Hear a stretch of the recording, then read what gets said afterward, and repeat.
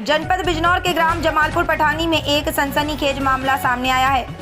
पारिवारिक कलह के चलते एक महिला ने घर में मौजूद हैंडपंप में जहरीला पदार्थ डाल दिया और फिर घर में तोड़फोड़ कर मौके से फरार हो गई। मामला तब सामने आया जब परिजनों ने महिला की हरकतों को लेकर बिजनौर एसपी कार्यालय पहुंचकर शिकायत दर्ज कराई। शिकायतकर्ता तेजपाल सिंह निवासी ग्राम उमरपुर मीरा ने पुलिस को दिए पत्र में बताया कि उनके बेटे धीर सिंह की सड़क हादसे में मौत हो चुकी है। धीर सिंह की पत्नी ममता देवी लंबे समय से परिवार के साथ गलत व्यवहार कर रही थी। पहले गांव वालों की मौजूदगी में सुलह समझौता हुआ था, जिसमें तय हुआ था कि ममता देवी अपना सामान लेकर चली जाएंगी। लेकिन समझौते के दिन ममता ने न सिर्फ सामान गाड़ी में भरवाया बल्कि घर में घुसकर तोड़फोड़ भी की।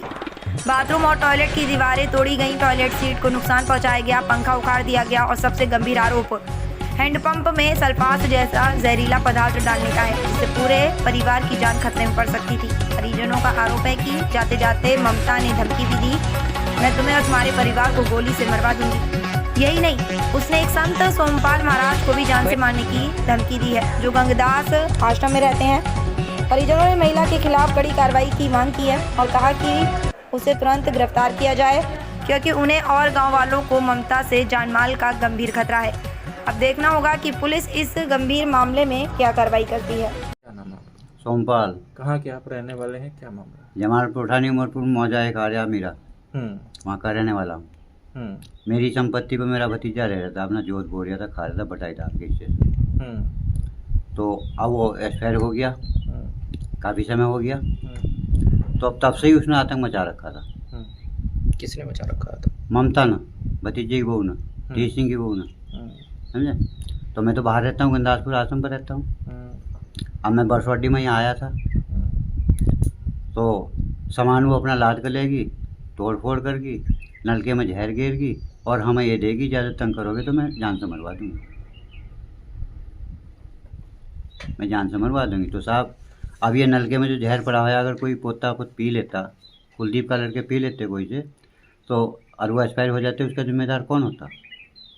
ताकि पुलिस में भी वो दी, अभी पुलिस ने किसी प्रकार की कोई वो करी नहीं। आप लोग क्या चाह रहे हैं? हम ये चाह रहे हैं कि तत्काल एकदम जो जांच पड़ताल हो जाए और उन्हें बुला के ये बुझा जाए कि ऐसा क्यों किया, ऐसा क्यों किया। अचानक किसी वजह से कोई और भी व्यक्ति आके पी सकता था, जब खुले किवाड़ पड़े कोई व्यक्ति और भी आके पी सकता था, तो उसके जिम्मेदार कौन होते? बाकी तो हम बनते कि तुम्हारे यहाँ मरा है। तो तुरंत एक्सपायर करी जाए और उसे पकड़ कर यहाँ मौका माना खुद पुलिस भी आए और उसे भी लाया जाए, इस चीज़ की इंक्वायरी करी जाए, ऐसा क्यों किया है। क्या नाम है? मेरा नाम कुलदीप है। कहाँ के आप? मैं यहाँ का निवासी हूँ और मेरे भाई कार एक्सीडेंट में एक्सपायर हो गए थे 10-5 महीने पहले, और मेरी भाभी जब से ही यहाँ ड्रामा कर रही हैं और वो रहती नहीं थी ठीक ढंग से, उनका व्यवहार ठीक नहीं था, और वो कल अपना सामान भर कर चली गई हैं और घर में तोड़फोड़ कर गई हैं, नल में जहर पैर डाल गई हैं, और बच्चे या कोई उसका पानी पी लेते, कोई दुर्घटना हो जाती, उसका कौन जिम्मेदार होता। इस पर हम एसपी ऑफिस गए, हमने प्रार्थना पत्र दिया, अभी तक उस पर कोई कार्रवाई नहीं हुई, कोई यहाँ देखने नहीं आया। ये दुर्घटना हो जाती तो इसका कौन जिम्मेदार होगा।